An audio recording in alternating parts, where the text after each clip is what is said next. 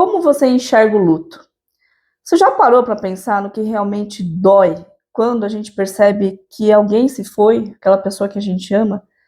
Será que a dor está na partida daquela pessoa ou na saudade que fica? Hoje eu quero fazer uma profunda reflexão que talvez ajude você a enxergar o luto de uma perspectiva um pouco diferente. Aqui é a Cris e esta é mais uma mensagem para fortalecer a sua fé e encontrar sentido nos desafios da vida. Muitas vezes a gente acredita que a maior dor é a morte. Mas será que é isso mesmo?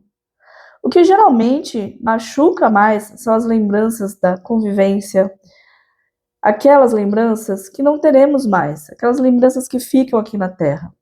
Aquele abraço gostoso, aquela conversa com a pessoa, aquela mensagem inesperada, ouvir a voz da pessoa no dia a dia, aquela presença que fazia parte da nossa rotina.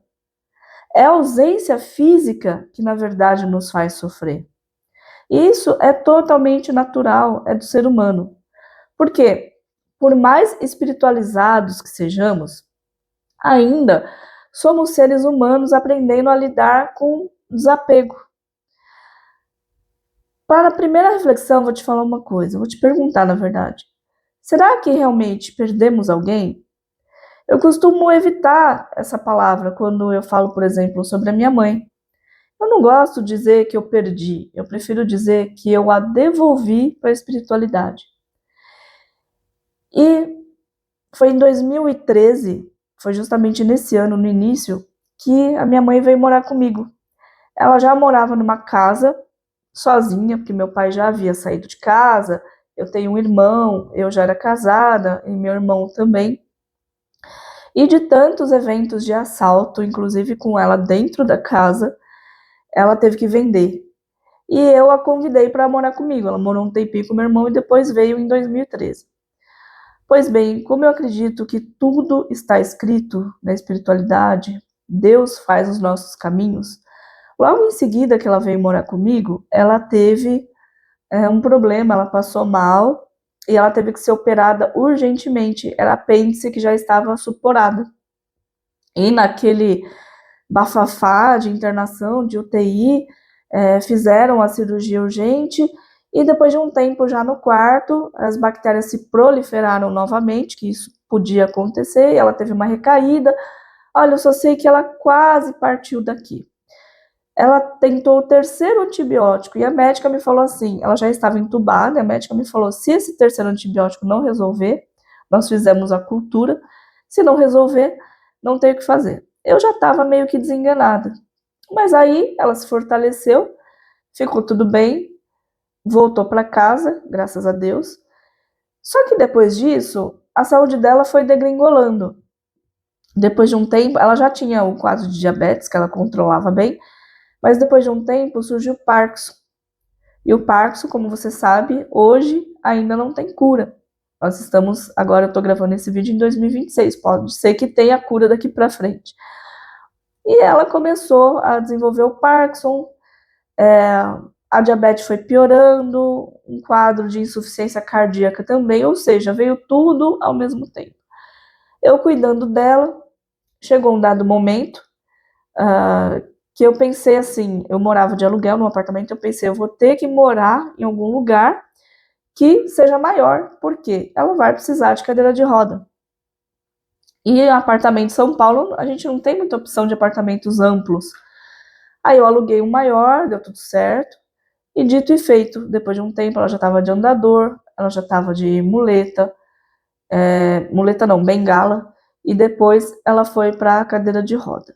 A doença foi avançando, eu a levava para fazer fisioterapia, acupuntura, consultas médicas, exames, tudo com o maior prazer. Levava para fazer caminhada e eu percebi que ela estava caminhando cada vez menos num parque que tinha lá perto, onde morávamos.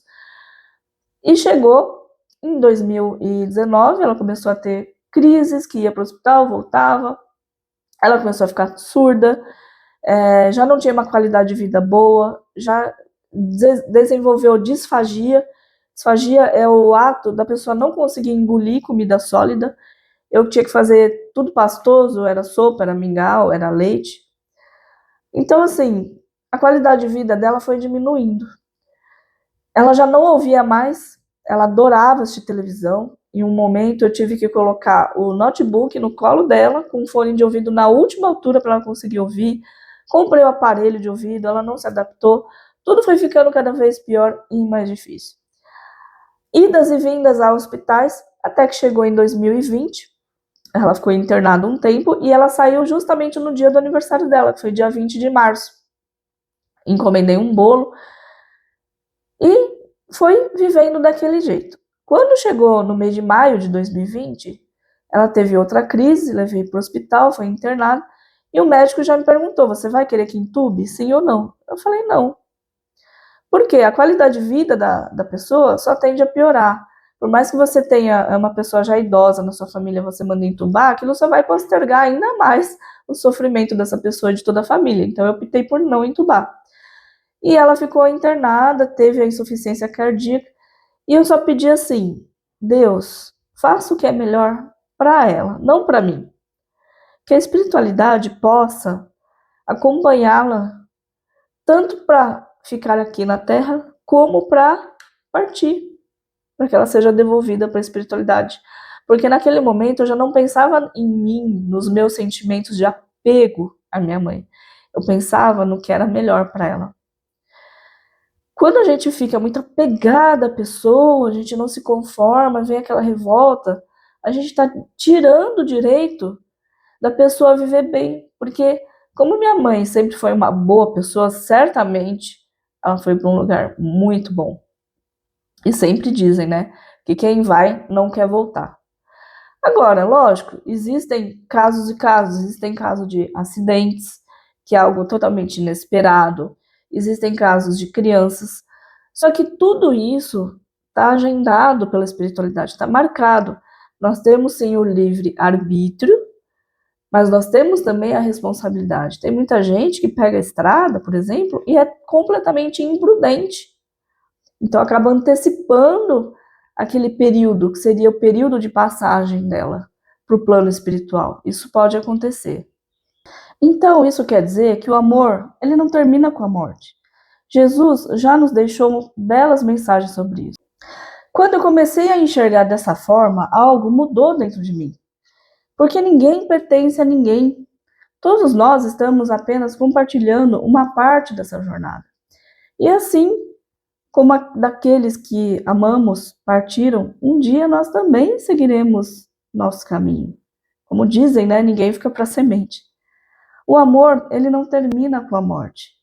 Jesus já nos deixou uma das mais belas mensagens a respeito disso. Em João 11, 25 e 26, ele disse: Eu sou a ressurreição e a vida. Quem crê em mim, ainda que esteja morto, viverá. Se a vida continua, o amor também continua. Por isso, converse com seu ente querido em pensamento. Lembre-se dos momentos felizes. Agradeça pela convivência que vocês tiveram. Talvez você não consiga mais vê-lo com os olhos físicos, mas ainda assim você consegue percebê-los ou perceber essa pessoa pelos olhos da sua alma. E quando a gente faz isso, a gente descobre que algumas presenças permanecem vivas dentro do nosso coração. Nem tudo que parece tragédia está fora dos planos de Deus. Muitas pessoas perguntam: mas e quando a partida acontece de uma forma repentina, como eu falei, né, como um acidente, uma situação inesperada? Essa é uma das perguntas mais difíceis que podemos fazer. Nem sempre teremos todas as respostas, mas eu acredito do fundo do coração que existe uma inteligência divina conduzindo a vida muito além daquilo que a gente consegue compreender. Também temos o nosso livre-arbítrio, a imprudência ela existe. Por isso, a gente precisa ser prudentes para tudo. Para atravessar até uma rua, para cuidar da nossa própria vida, cuidar de uma gripe. Mesmo diante das situações que a gente não entende, a gente pode confiar que Deus continua agindo e continua presente. É aí que está a sua fé. Mesmo quando a gente está em frangalhos, chorando, se lamentando, a gente precisa confiar. Se hoje você está vivendo um luto, permita-se sentir. Você pode chorar, você pode lembrar, Você pode se permitir, só não pode se revoltar. Acredite que o amor, ele não acabou com isso, ele continua. Acredite que Deus está cuidando de tudo, de quem partiu e também está cuidando de você que está aqui. Lembre-se sempre dos bons momentos. Converse com essa pessoa pelo pensamento e viva um dia de cada vez. Respire. Com o tempo, a saudade não vai desaparecer. Ela só vai ser transformada em gratidão. E você vai perceber que Deus esteve ao seu lado durante todo o caminho, durante todo o tempo. Ele não te abandonou. Se essa mensagem falou diretamente com o seu coração, eu peço para que você se inscreva aqui no canal Semeadura da Fé e ative o sininho. Aqui você vai encontrar mensagens para fortalecer sua fé, vai encontrar sentido nos desafios da vida e promover sua evolução espiritual. Até o próximo vídeo.